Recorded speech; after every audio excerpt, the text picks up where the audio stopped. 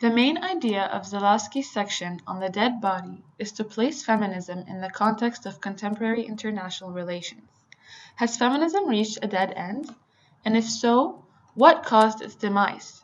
She raises the question of the status of feminism and whether its relevance or lack thereof indicates a brutal death or a recent revival. Zalewski introduces the metaphor of feminism as an entity having a body, only to be raped, murdered, and left for death, rendering it irrelevant to contemporary theory and/or discussion in international relations. The death of feminism, she states, is marked by rape and bloody murder. Zalewski admittedly states that it is strange to speak of feminism as a body that might and will one day die. However, she suggests that we are welcoming of the death of feminism. She therefore suggests that the murder of feminism must be investigated to find the root cause, if any, for this brutal death. She then offers the evidence brought forth by 3 contemporary feminists who claim to have solved the case of the murdered feminism.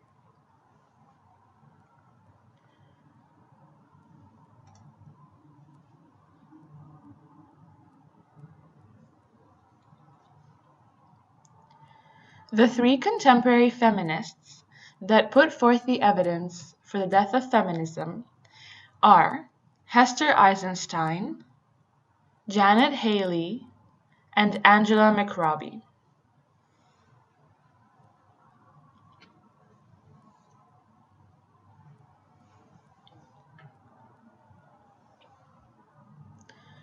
For Hester Eisenstein, feminism is a victim of the economic and political powers of the free trade market. She offers that the corporate elites of neoliberal capitalism have favored masculine social theory, where there is only room for the alpha male, and the battle against feminism has prevailed. Therefore, gender has also lost its political power, seduced by postmodern theories and left for dead. For Janet Haley, she offers a different cause to the death of feminism. She argues that feminism was its own murderer, and feminists are the ones with blood on their hands. She argues that the conceptual structures of feminism are inherently violent in their nature, and that feminism favors the white, middle-class, straight woman, both of which lead to its self-destruction.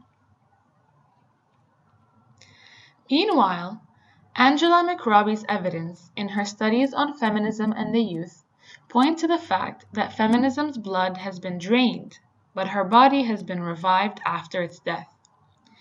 She argues that in its revival, feminism has taken a different form. After her death, feminism came back weaker but more popular. The feminism with political efficacy and the power for social change is dead and gone, but reformed into a new feminism, more acceptable to modern age through a pop culture makeover.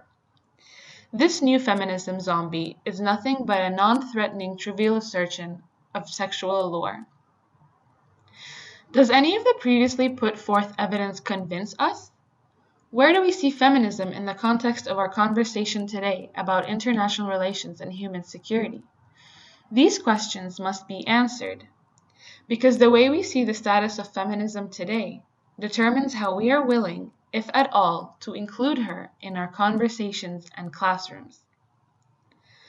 Is feminism dead because we have introduced modern-day theories that cannot coexist with it? Is it dead because it did not have the characteristics to sustain itself in contemporary IR? Or have we reshaped her to fit into a trivial space where she exists but has no power to change anything? Feminists such as Zalewski see it necessary for feminism to still exist in her original shape and form, however argue that for whatever reason, she has been murdered